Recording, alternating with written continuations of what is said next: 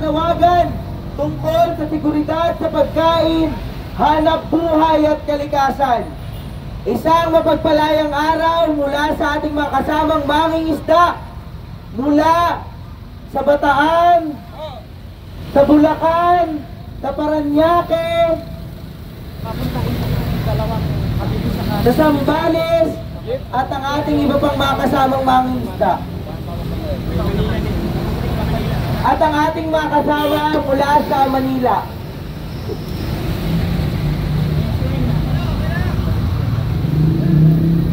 Seguridad sa pagkain, hanap buhay at kalikasan ang mahalagang pag-usapan at tugunan ng pamahalaan. Malalim ang kahirapan at kagutuman ng mga mangingisda at mamamayan sa ating bansa. Nagpapatuloy ang paglingit ng kapasidad ng ating pangisdaan na magbigay ng likas na yaman para sa kabuhayan ng sektor na dito nakaasa ang pang-araw-araw na pangangailangan ng mga pamilya. Hindi nababawasan ang mga suliranin na dahilan ng pagkasira ng ating pangisdaan at kalikasan na nagre-resulta ng kawalan ng hanap buhay ng mga mamamayang nabubuhay sa likas na yaman, gaya ng mga magbubukid at mangingisda. Ito ay dulot ng pagpapalit gamit ng ating pangisdaan tungo sa gamit komersyal, industrial at turismo. Patuloy pa rin na malaganap ang mapanirang paraan ng pangingisda. Patuloy na pagpasok ng mga komersyal na palakaya sa ating munisipal na pangisdaan. At dagdag pa dito ang patuloy na pagkakait sa mga mangingisda na makapangisda sa West Philippine Sea. Ibig sabihin lamang nito, nangingibabaw ang interes sa pangyarihan at pakinabang ng mga malalaking kapitalistang lokal at dayuhan sa ating pangisdaan at likas na yaman.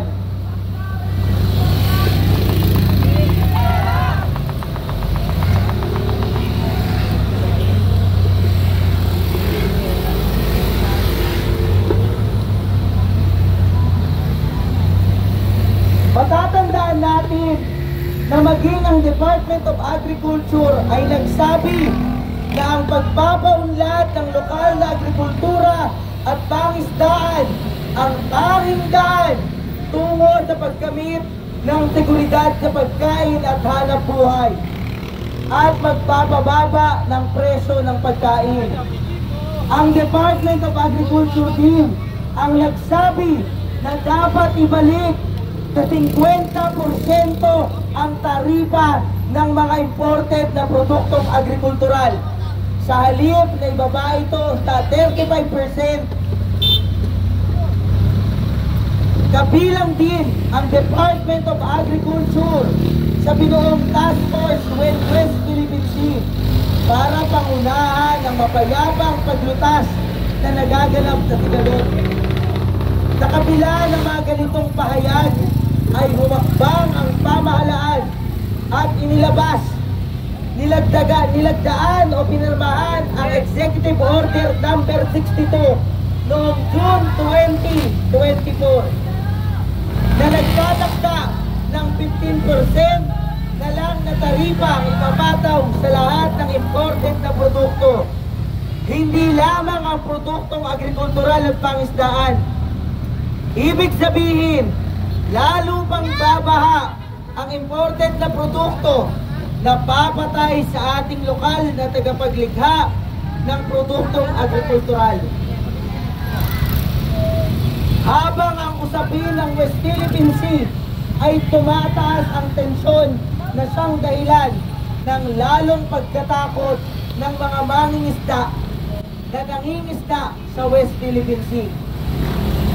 Nananawagan kami sa ating pamahalaan na protektahan, suportahan at paunlarin ang lokal na agrikultura. Huwag nating ibukas ng lubusan ng bansa sa pagbaha ng imported na produkto.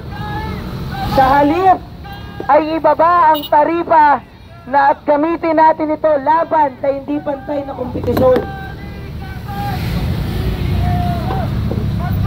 Sa usapin naman ng West Philippine Sea, ang paniniwala namin ay dapat nalutasin ito sa diplomatiko, mapayapa at mapagkaisang paraan. Hindi katulad ng ating ginagawa ngayon na tila inihahanda tayo sa digmaan. Hindi giyera ang sagot, lalo lamang tayong mababahon sa krisis. Ang kailangan natin ay pagkain, trabaho, at malusog na kalikasan. Matagal na tayong binabahan ng imported na produkto. Hindi naman bumababa ang presyo. Lalo pa itong tumataas at sumasaig sa dugo at lakas ng mamamayan. Patuloy na pinapatay ang kabuhayan ng mga mangingisda at magbubukid. Nananawagan tayo sa mamamayan. Kasama natin protektahan ang pangisdaan. Sama-sama natin magahin ang mga buhay. Dito. Yung mga tarpulin, ipakita. Tarpulin. Pangalagaan natin ang ating kalikasan. Tanggihan natin ang anumang hakbang na lalong magbabawi sa krisis ng kahirapan. Dito, mga tarpulin.